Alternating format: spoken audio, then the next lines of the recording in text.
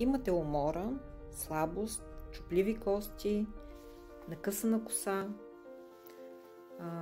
депресия, нямате енергия, боли ви непрекъснато главата, болки в ставите, значи това видео е за вас.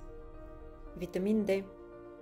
Всички тези симптоми, които изброих, може да настъпят при липса на витамин D. Слънчевия витамин.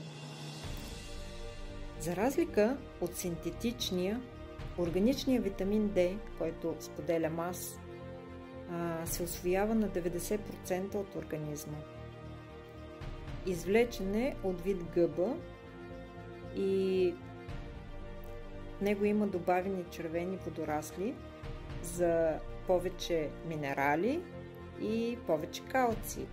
Добавени също така алфа-алфа за по-добра хранителна стойност и за повече енергия, разбира се. Защо да изберете органичното пред синтетичното? Ами замислете се. Това, което давате на организма, това ще получите и от него. Ако вие му дадете органично, за да го усвои, значи вие ще получите здраве.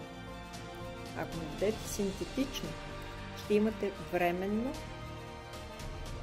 положение.